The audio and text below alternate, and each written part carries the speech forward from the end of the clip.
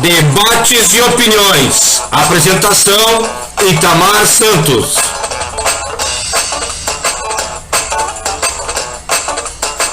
Técnica: Itamar Silveira.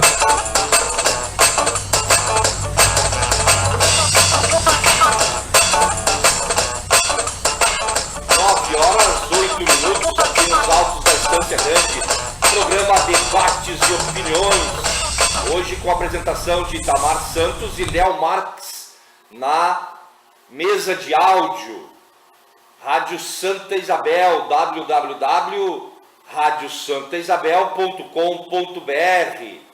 Você nos ouve também no 87.9 FM. Nosso telefone 34 35 1234. Ligue e deixe o seu recado aqui junto do programa.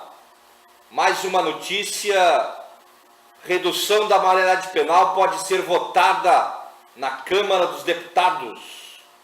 A Comissão de Constituição e Justiça da Câmara dos Deputados pode votar a acessibilidade da proposta de emenda constitucional, a PEC 171, olha o número da PEC, Léo, de 1993, casualmente tem umas conotações assim que, né, o cara tem que fazer um parênteses, não tem jeito. A PEC é 171 de 1993, que reduz a maioridade penal de 18 para 16 anos. Se aceito, o projeto fica liberado para ser votado no plenário. Nessa terça-feira, nessa terça que passou, 24, a comissão realizou uma audiência pública para debater a PEC. O relator da proposta da comissão, deputado federal Luiz Couto, do PT da Paraíba, emitiu parecer contrário à aprovação da proposta, por entender que ela contraria a Constituição e o princípio da dignidade da pessoa humana. Couto utiliza posicionamentos de vários juristas brasileiros, como o ex-ministro da Justiça, Márcio Tomás Bastos, o ex-deputado federal Luiz Eduardo Greenhalgh e o ministro do Supremo Tribunal Federal, STF, Marco Aurélio Mello, para sustentar o argumento de que a simples redução de idade não vai ter impacto significativo para coibir a violência. Para ele, antes de agir de forma punitiva, é preciso garantir a aplicação do Estatuto da Criança e do Adolescente. Abre aspas, se a idade fosse fator positivo, os maiores de 18 anos não cometeriam crimes, quando na verdade são protagonistas de mais de 90% desses crimes. Isso demonstra que a redução da maioridade penal de 18 anos para 16 anos, por exemplo, não constitui por si só um freio inibitório às condutas delitivas, diz o parecer do deputado Couto. Além disso, o Brasil é signatário do Pacto de São José da Costa Rica, o que impede a alteração do texto constitucional.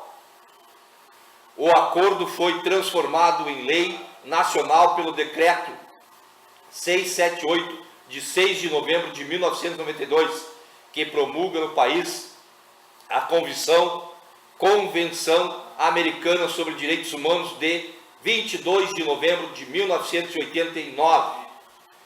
Porém, o que preocupa os movimentos contrários é o posicionamento de parte dos membros da Comissão de Constituição e Justiça, que já se manifestaram favoráveis a medidas, como os deputados federais André Moura, PSC de Sergipe, Lincoln Portela, do PR de Minas Gerais, e o Major Olímpio, do PTB de São Paulo. Na última sessão, Portela afirmou que é preciso dar um basta no crescimento da violência no Brasil.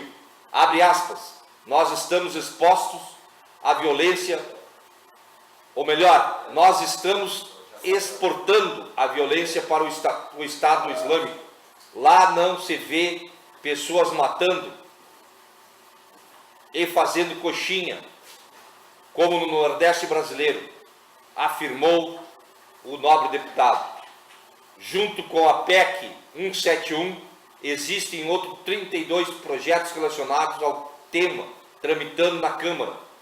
Se a Comissão de Constituição e Justiça votar pela rejeição da proposta, inadmissibilidade, todas as demais serão consideradas inválidas, pois foram apensadas da PEC 171. Se aceita, a proposta passa a tramitar na Câmara, podendo ser assimilado qualquer um dos demais projetos. Então, a ONGs, conselhos profissionais, movimentos sociais e sindicatos, a Ordem dos Advogados do Brasil, o Ministério Público Federal, a Conferência Nacional dos Bispos e a Secretaria de Direitos Humanos da Presidência da República já se posicionaram contra a proposta, por considerá-la uma afronta à Constituição e que não resolve o problema da violência no Brasil. Em nota técnica emitida em 5 de março deste ano, a Secretaria Nacional de Promoção dos Direitos da Criança e do Adolescente, Angélica Moura Goulart, posicionou contra a PEC 171, utilizando argumentos reafirmados pelas entidades. O parecer destaca que de toda a população jovem no Brasil, somente 0,09 cumpre medidas socioeducativas por ter cometido ato infracional, segundo dados do Levantamento Nacional de Atendimento Socioeducativo ao Adolescente em Conflito com a Lei, de 2011. O índice cai de 0,01% se considerar a população total do país. Em relação à população carcerária, o número de adolescentes em conflitos com a lei que cumprem medidas em centros de internação correspondia a 3,8 das 514 mil pessoas cumprindo penas no Brasil em 2011. Além disso, entre 2002 e 2011 houve uma redução percentual de atos graves contra pessoas e homicídio, apresentou redução de 14,9% para 8,4%. A prática de latrocínio foi reduzida de 5,5% para 1,9%. O estupro de 3,3% para 1%. E lesão corporal de 2,2% para 1,3%. O roubo, o furto e o tráfico, que não constitui crimes contra a vida, corresponde a cerca de 70% dos atos infracionais cometidos por crianças e adolescentes. Temos que levar em conta que o jovem em conflito com a lei também é vítima da falta de educação, desemprego, de oportunidades, desagregação familiar e de uma sociedade marcada pela exclusão. Destaca um dos trechos do documento da Secretaria. Então, essa aí é uma das notícias a respeito da questão da redução da maioridade penal. Nós temos mais argumentos aqui, 18 razões para a não redução da maior idade penal.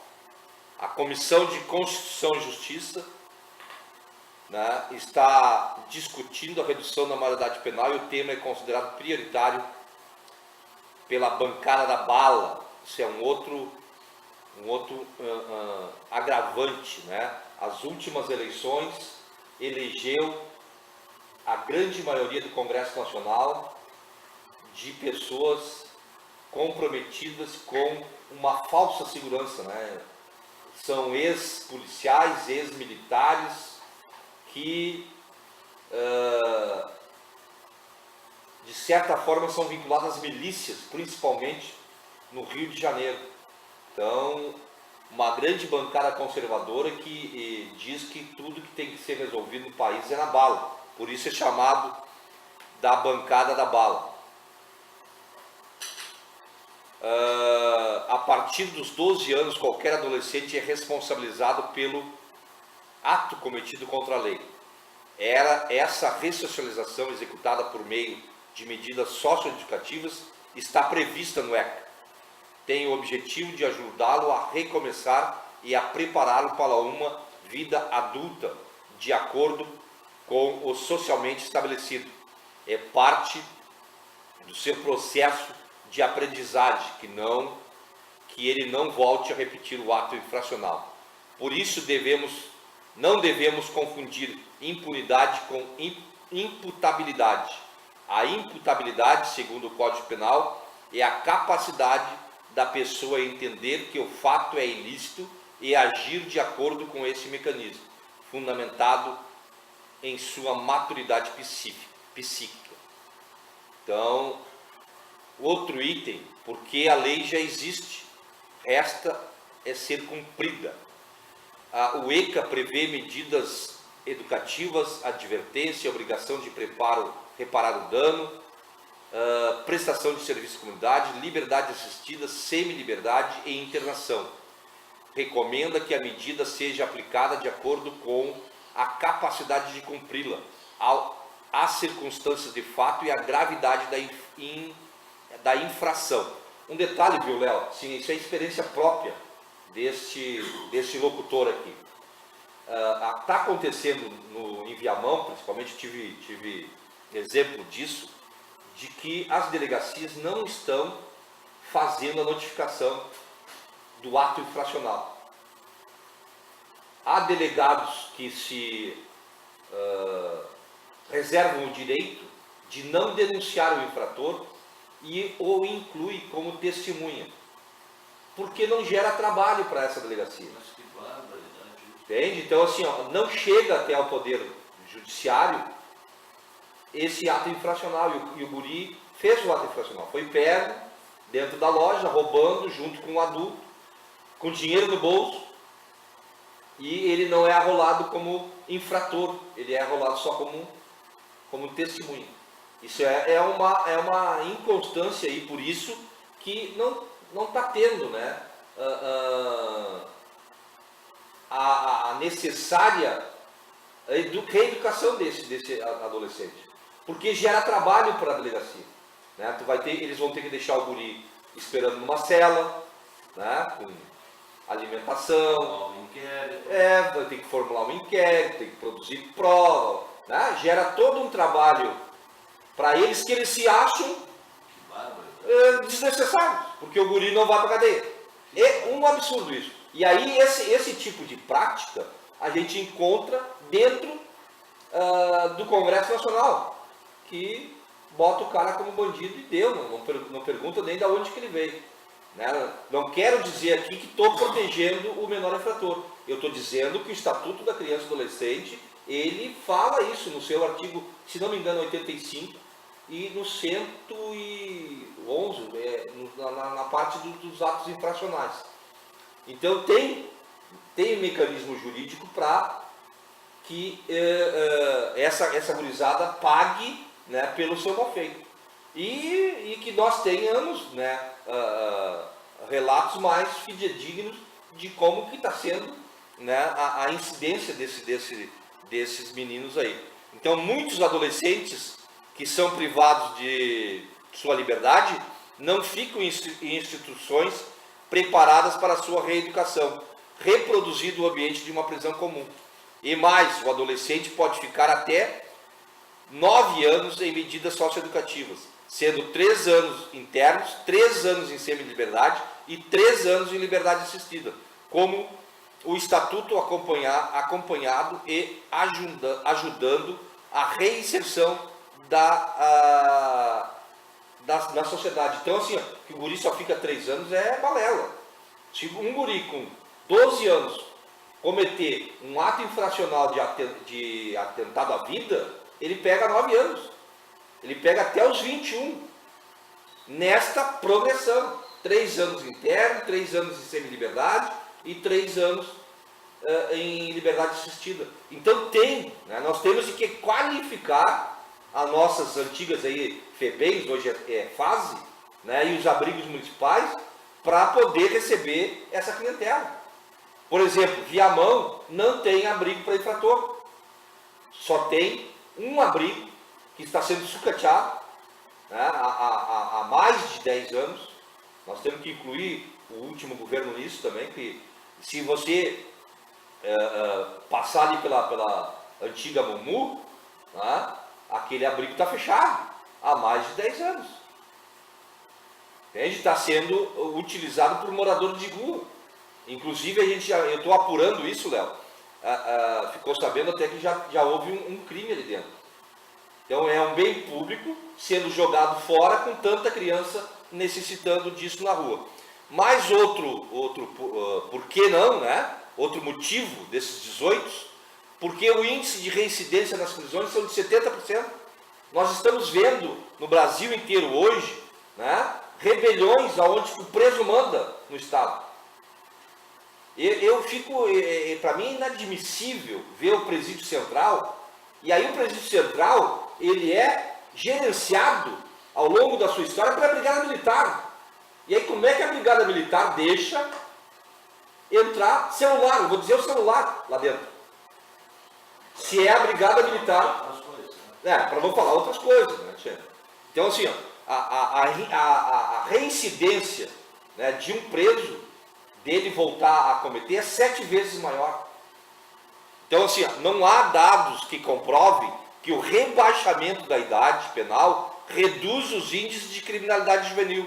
Ao contrário, o ingresso antecipado no falido sistema prisional brasileiro expõe os adolescentes e as adolescentes a mecanismos, comportamentos reprodutores da violência, com o aumento das chances de reincidência, uma vez que as taxas nas penitenciárias são de 70%, enquanto no sistema socioeducativo estão abaixo de 20%. A violência não é solucionada com a culpabilização e a punição, mas pela ação da sociedade e governos nas instâncias psíquicas, sociais, políticas e econômicas que as reduzem. Agir punindo e sem a preocupar em discutir quais os reais motivos que reproduzem e mantêm a violência só gera mais violência. O quarto item, porque o sistema prisional brasileiro não suporta mais pessoas. O Brasil é o quarto maior população carcerária do mundo. É um sistema prisional superlotado com 500 mil presos.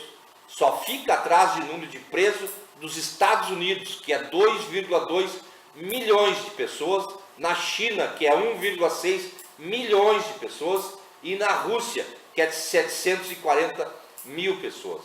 O sistema penitenciário brasileiro não tem cumprido sua função social de controle, reinserção e reeducação dos agentes da violência. A China não conta ainda. Não, a China está aqui, 1 milhão, até me surpreendeu esse número. Sim, mas o que eu quero dizer é, proporcionalmente, o Brasil está na frente da China, porque Sim. A população da China é infinitamente maior. Exatamente. Sim, sim, e a China é um país comunista, né? Isso. Então tem que ver qual é que Qual o índice de presos políticos ou de outro tipo de preso lá. Isso, Então, mas o Brasil é a quarta maior população de 500 mil presos. É muita gente. Tá? Outro item, o quinto item, porque reduzir a maioridade penal não reduz a violência. Há estudos no campo da criminologia e das ciências sociais têm demonstrado que não há relação direta da causalidade entre a adoção de soluções punitivas e repressivas e a diminuição dos índices de violência. O sexto, porque fixar a maioridade penal em 18 anos é tendência mundial. Diferentemente de alguns jornais, revistas e veículos de comunicação, em geral, tem divulgado, a idade de responsabilidade penal no Brasil não se encontra em desequilíbrio, se comparada com a maior parte do mundo. De uma lista de 54 países analisados, a maioria deles adota a idade de responsabilidade penal absoluta aos 18 anos, como é o caso brasileiro. Porque a fase 7, porque a fase de transição justifica o tratamento diferenciado. A doutrina da proteção integral é o que caracteriza o tratamento jurídico dispensado pelo direito brasileiro às crianças e adolescentes, cujos fundamentos encontram-se no próprio texto constitucional, em documentos e tratados internacionais e no Estatuto da criança e do adolescente. Tal doutrina exige que os direitos humanos da criança e do adolescente sejam respeitados e garantidos de forma integral e integrada, mediando a operacionalização de políticas de natureza universal, protetiva e socioeducativa. A definição de adolescente como pessoa entre 12 e 18 anos incompletos implica a incidência de um sistema de justiça especializado para responder a infrações penais dos adolescentes. 8. Porque as leis não podem se pautar pela exceção.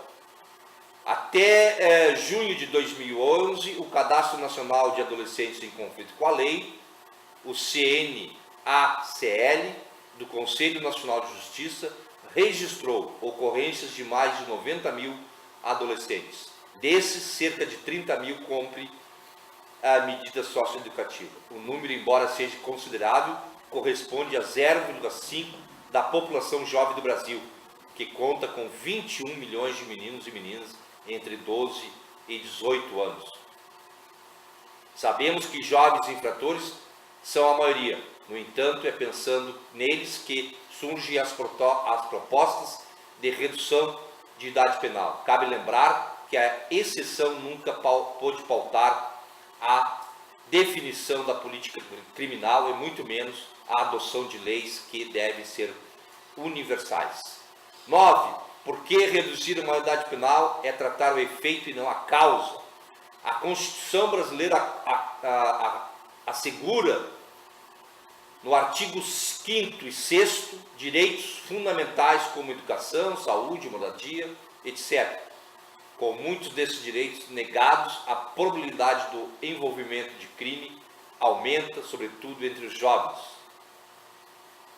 10. Porque educar é a melhor e mais eficaz do que punir.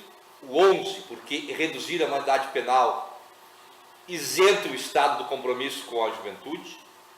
Muito simples, né? Tu joga na cadeia e deu, não investe mais naquela pessoa. O 12. Porque os adolescentes são as maiores vítimas e não os principais autores da violência.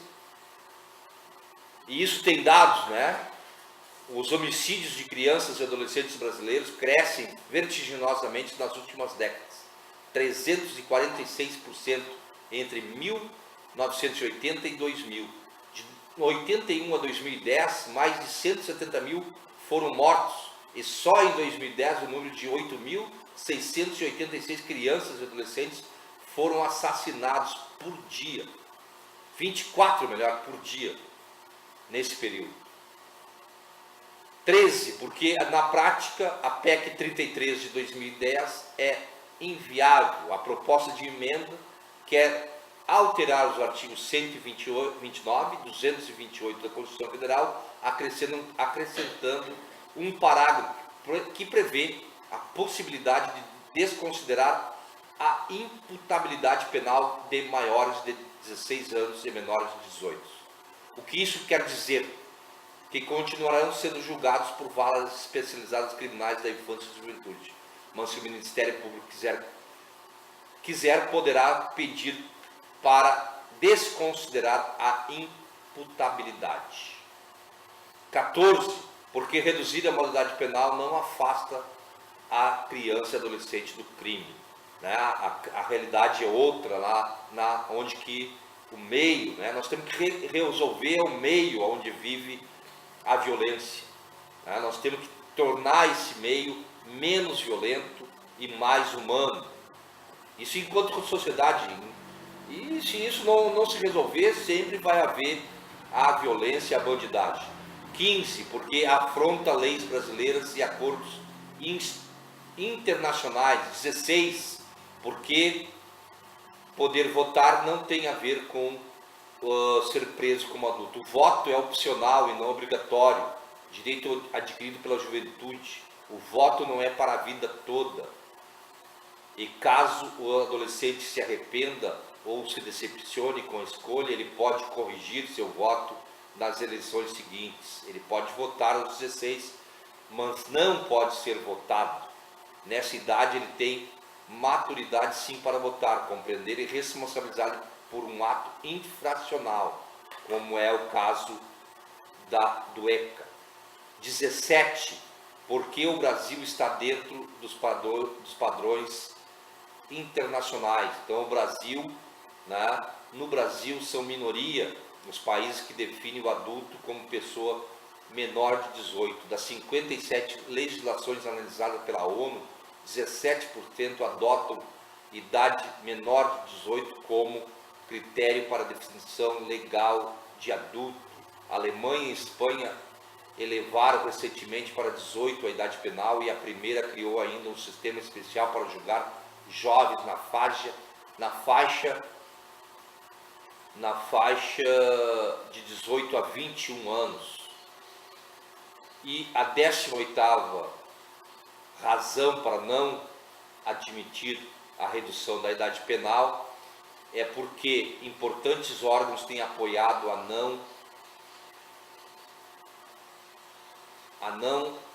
uma boa solução, né? Por importantes órgãos têm apontado que não é uma boa solução a redução da maioridade penal. O Unicef expressa sua posição contrária à redução da idade penal, assim como a qualquer alteração dessa natureza. Acredita que ela representa um enorme retrocesso no atual estágio de defesa, promoção e garantia dos direitos da criança e do adolescente. A Organização dos Estados Americanos comprovou que há mais jovens vítimas da criminalidade do que agentes delas. O Conselho Nacional dos Direitos da Criança e do Adolescente, CONANDA, defende o debate ampliado para que o Brasil não conduza mudanças em sua legislação sobre o impacto dos adolescentes e das emoções. O Conselho Regional de Psicologia lança a campanha 10 razões de psicologia contra a redução da idade penal. A CNBB, a OAB, Fundação Abrinq lamentam publicamente a redução da maioridade penal no Brasil.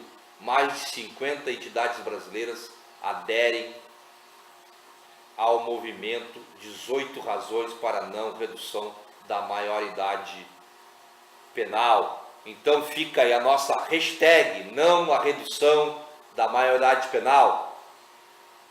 Às 9h35 vamos com mais Titãs na nossa discoteca do debates e opiniões.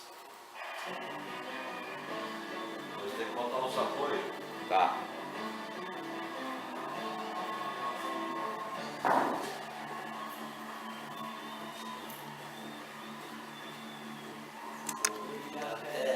Ficar cansado de ver os teus olhos no espelho.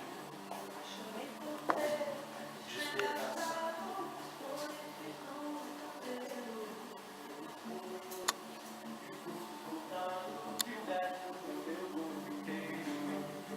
Flores cobrindo o telhado embaixo do meu travesseiro. Há flores por todos os lados, há flores em tudo que eu vejo. A dor vai curar essas lástimas